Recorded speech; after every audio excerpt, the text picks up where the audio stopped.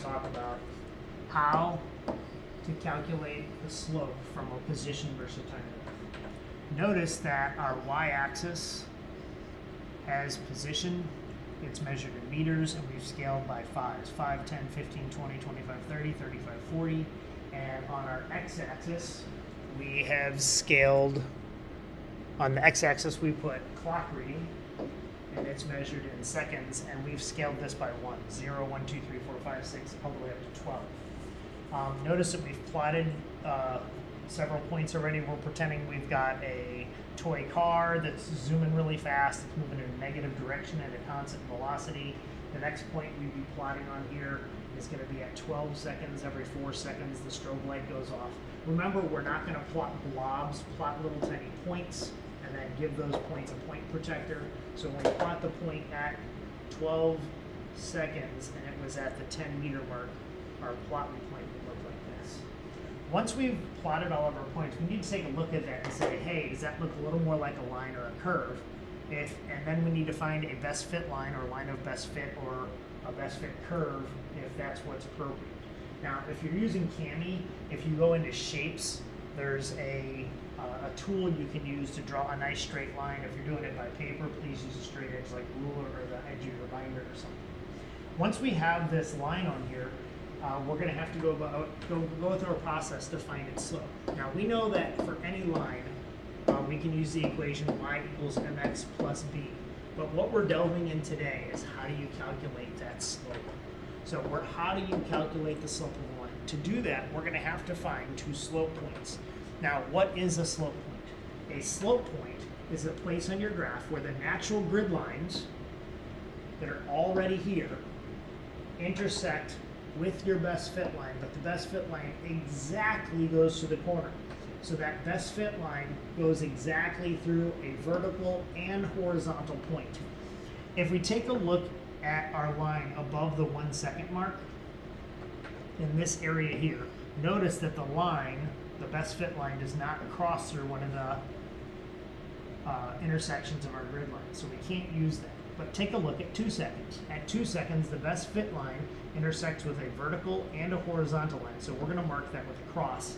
And then we need to label its coordinates. Now, coordinates for any point are always the x coordinate followed by the y coordinate. And specifically for this point, if you follow the x coordinate, it's down here, it's 2, and you have to include the units, 2 seconds.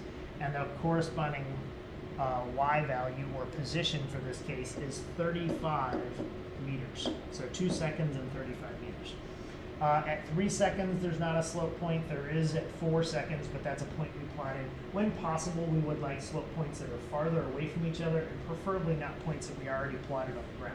So we look down a little bit further, and it looks like there's a slope point at 12, but let's go with this one at 10. So that perfectly intersects the two of those. So I'm going to mark that with a cross for our slope point.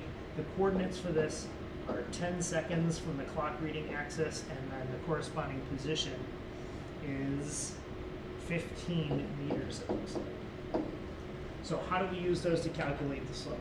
Well, downstairs in math, they might have told you that to calculate the slope, you can just do rise over run. Rise over run. And that's a great thing that you can use if your axes are scaled similarly. But in our case, if we look at rise over run for these two data points, here's our rise and here's our run.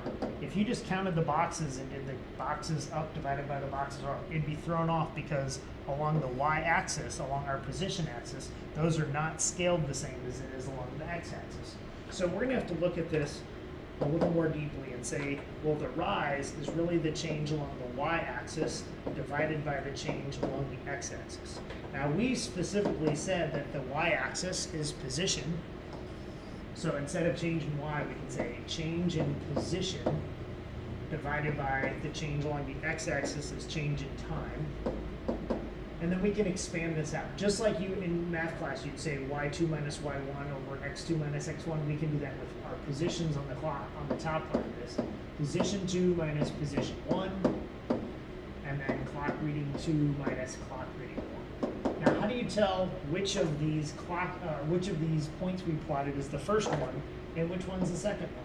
Well, take a look at the values of our clock readings. 2 seconds definitely happens before 10 seconds.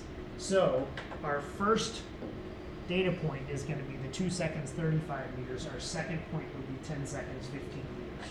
So when we plug these values in, our second position is 15 meters. Make sure you have the units on there, minus the position. Our first position was 35 meters, divided by our second clock reading was 10 seconds, minus our first clock reading, which was 2 seconds. Now we can just take the difference between each of those. We get 15 meters minus 35 meters is negative 20 meters. 10 seconds minus 2 seconds is 8 seconds. And that gets us a slope of 8 goes into 20 twice. It'll be a negative sign twice, and then 4/8 left over, which is a half. So 2.5, and meters are on the top, seconds are on the bottom. So our slope is negative 2.5 meters per second. And we could use that by putting it into that equation. So if I give myself a little extra room up here, we can go y equals mx plus b. We just found out that the slope is negative 2.5 meters per second. Well, we happen to know that the name of the y-axis is position.